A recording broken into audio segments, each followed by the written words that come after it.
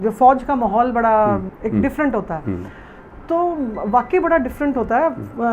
हम देखें तो देश में अलग अलग समय पे अलग अलग तरह की प्रॉब्लम्स, जैसे हम एज अ सिविलियन हम देखते हैं या महसूस करते हैं। एक जो सबसे खूबसूरत चीज़ जो मुझे फ़ौज की लगती है वो वहाँ का जो सेकुलरिज्म है, जो फ़ौज का एक सर्वधर्म स्थल भी फ़ौज में अब जो है बनाए जाते हैं। बिल्कुल। फ़ौजी हमारा जो है वो चाहे हिंदू है, चाहे मुसलमान है, चाहे सिख है, चाहे पारसी है, वो किसी भी धर्म का, किसी भी जात बिरादरी का, देश के किसी भी कोने का हो, उसका जो है लक्ष्य एक है और वो है उसका देश, उसका भारत, उसका हिंदुस्तान। और जब एक जो इस देश की रक्षा कर रहे हैं वो ही किसी कास्ट एंड क्रीड में नहीं पढ़ रहे, तो क्यों हम जो आम जनता इसमें क्यों पढ़ रही है? आप इस विषय पे क्या कहेंगे? आम जनता क्यों पढ़ रही है तो मैं नहीं बता सकता, लेकिन फ़ौज के बारे में आपको बता सकता हूँ कि फ़ौजी अफसर का धर्म फ़ौज मानती है, उसका धर्म नहीं है। अगर मैं जट सरदार हूँ और मैं मद्रास रेजिमेंट में कमांड कर रहा हूँ तो मेरा धर्म पंजाबी सरदार जट का नहीं है, मेरा धर्म तंबी है। मतलब योर धर्म is the unit you command. Yes. अब एक फौजी क्रिश्चियन मंदिर में आरती करता भी मिलेगा, एक पंडित अफसर जाके अगर वो सरदार की यूनिट में जाएगा वो गुरुद्वारे भी अरदास करेगा। एक मैं आपको बहुत अच्छी मिसाल देता हूँ कि मैं एयर डिफेंस आर्टिलरी का हूँ, तो हमारी जब गन्स फायर करने जाती हैं ना तो एक पूजा की जाती है वहाँ, तो वो पूजा नॉर्मली पंडित जी करते हैं। तो एक बार हमने कैंप में जाना था, पंडित जी को इमरजेंसी घर से कॉल आया, तो कमांडिंग ऑफिसर बोलते जी कोई नहीं, इनको जाने दो। तो सूबेदार मेजर ने पूछा भी पूजा कौन करेगा? कहता आई विल डिसाइड। तो शाम को बैठे थे, who is the youngest officer here? It happen to be captain Jacob, Christian अफसर। कहता you will perform duty this puja tomorrow. उसको तो अभी क्या करे, सारी रात बंदे ने जो पंडित घरों से लोग थे उनको बुलाया, सारा वो श्लोक सीखे और दूसरे दिन फायरिंग होने से पहले इस कैप्टन जैकब ने पूजा की और वो जो फायरिंग के रिजल्ट आए दे वर द बेस्ट सो फार। अच्छा। उसके बाद पंडित जी वापस आ गए, तो कमांडिंग ऑफिसर के हुक्म ये थे कि पंडित जी आप पूजा जो करते हैं मंदिर में करते रहो, लेकिन जिस दिन गन की पूजा होगी वो कैप्टन जैकब ही करेंगे। बहुत खूबसूरत। वो कहते हैं ना कि जैसे जब मौलवी को मस्जिद में राम दिखने लगे और पंडित को मंदिर में रहमान दिखने लगे, इस दुनिया का स्वरूप ही बदल जाएगा अगर इंसान को इंसान जो आपने बोला सर्वधर्म, ये हमारे अभी सर्वधर्म स्थल बने हैं, एक ही बिल्डिंग में मंदिर, मस्जिद, गुरुद्वारा और चारे हैं। तो वहाँ अपने अपने टाइमिंग है, ट्रुप्स जाते हैं। जो भी फंक्शन, आज गुरुपर्व है तो सारे ट्रुप्स गुरुपर्व अटेंड कर रहे हैं।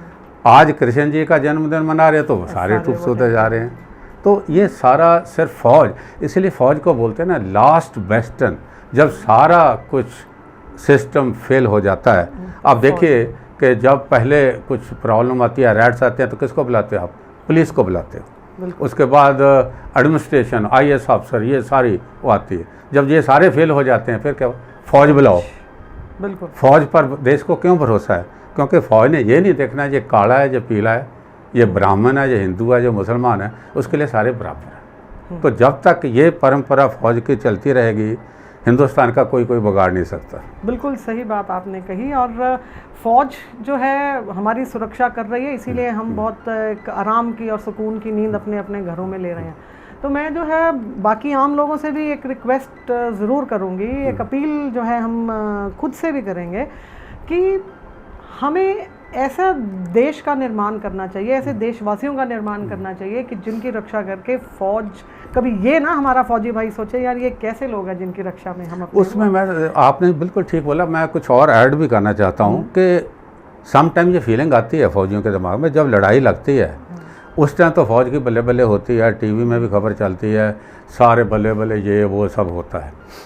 लेकिन जब कुछ नहीं हो रहा होता तो there is a feeling amongst soldier कि उस टाइम शायद सिविल सोसाइटी भूल जाती है उनको, वो उतना उनका जो इश्यूज़ हैं, जो प्रॉब्लम है वो हाईलाइट इवन सोशल मीडिया में या टीवी वगैरह में कम होते हैं। तो ये एक बैलेंस अप्रोच होने से उन बंदा जो बॉर्डर में खड़ा है, ही रिमेन्स मोटिवेटेड। अगर सिविल सोसाइटी की उनको पता लगे कि पीछे मेरा जो परिवार है उसको देखभाल करने के लिए सोसाइटी है, तो वो अपनी ड्यूटी वहाँ CHN में या जंगलों में या डेजर्ट में पूरे तरीके से करेगा। प्रॉब्लम कब आती है? जब उसका एक ध्यान तो दुश्मन की तरफ है और दूसरा ध्यान उसका पीछे है कि मेरी ज़मीन तो नहीं कोई हड़प कर रहा है, मेरे घर की कोई इंक्रोचमेंट तो नहीं, पुलिस मेरी सुनेगी या मेरी वाइफ की नहीं सुने, एडमिनिस्ट्रेशन DC साहब सुनेंगे कि नहीं।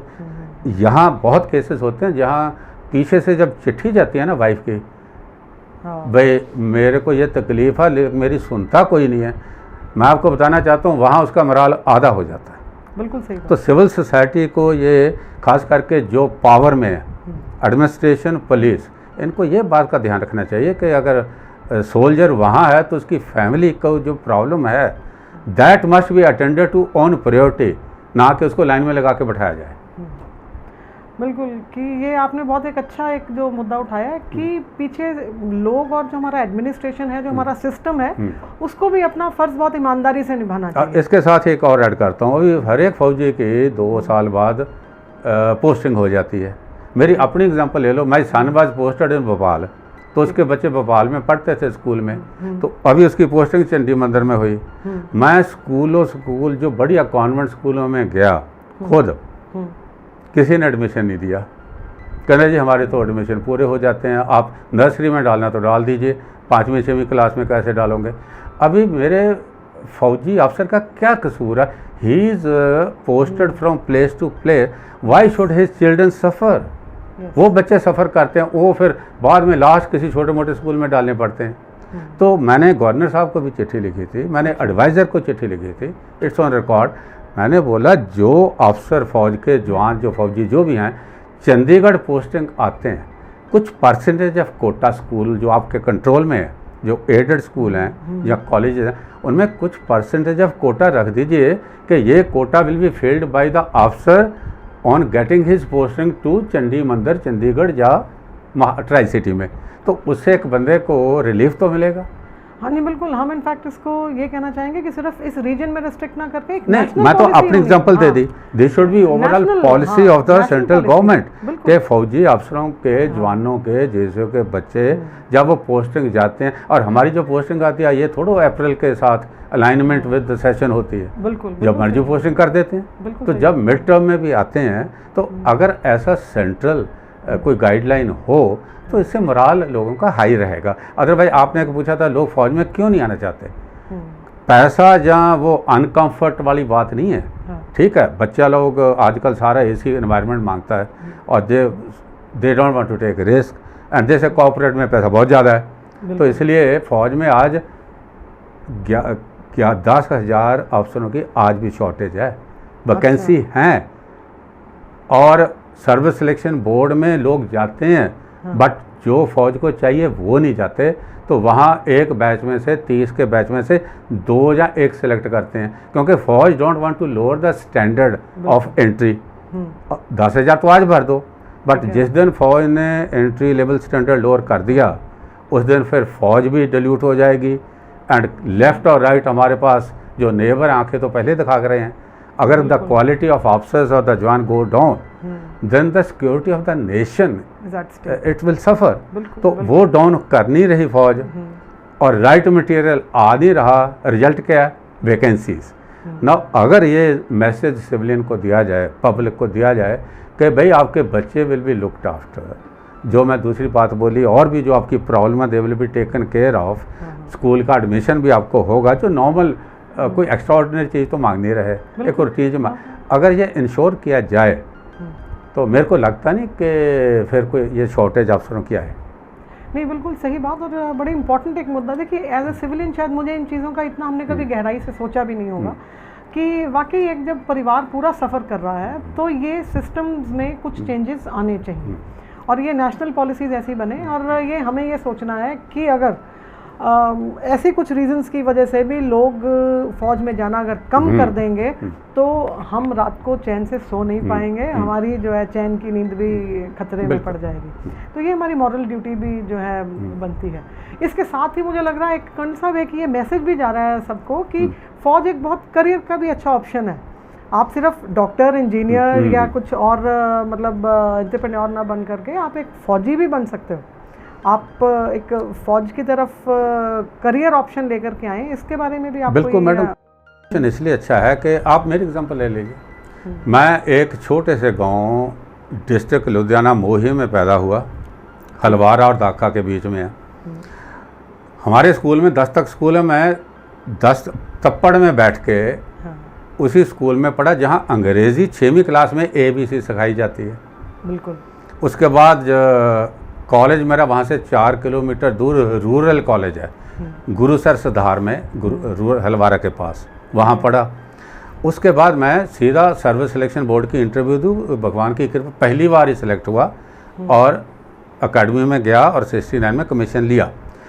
क्या था, मैं आई वॉज सिंपल ग्रेजुएट।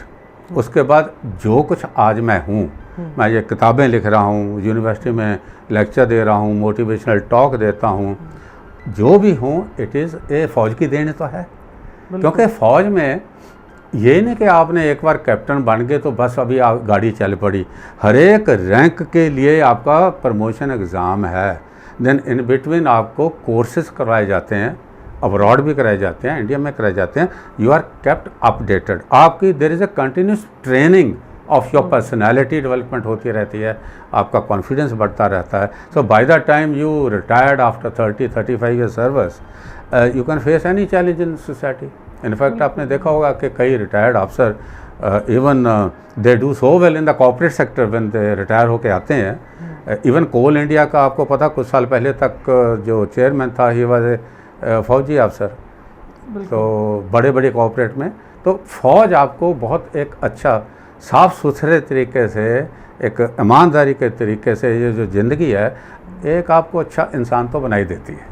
नहीं बिल्कुल। और एक और भी चीज़ जो मैंने जनरली आसपास अपने माहौल में ऑब्ज़र्व किया हमने कि जो फौजीज़ हैं उनकी ट्रेनिंग, उनका लाइफस्टाइल, उनकी सोच, उनका जो जीवन शैली ऐसी होती है कि मैंने उनको जनरली मेंटली फिज़िकली फ़िट देखा है। और जो शख्स फिज़िकली और मेंटली फ़िट होगा वो जो भी काम करेगा उसमें रिजल्ट्स अच्छे आने लाजमी है।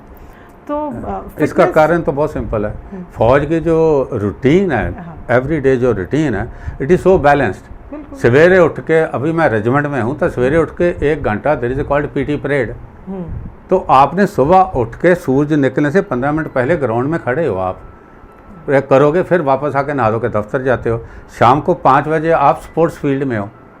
तो आप ऐसा लीजिए कि गवर्नमेंट के खर्चे पर आप सेहत बना रहे हो। हाँ बिल्कुल। और गवर्नमेंट के खर्चे पर आप गेम्स परस्यू कर रहे हो, अपने शौक पूरे कर पा रहे हो, शौक भी पूरे कर रहे हो, और फिर सारा दिन आप ड्यूटी कर। तो बैलेंस आपकी जो लाइफ होगी, फिजिकल और मेंटल का जो कम्बिनेशन है, at the end of the day it keep you fit बिल्कुल एंड मेंटली अलर्ट।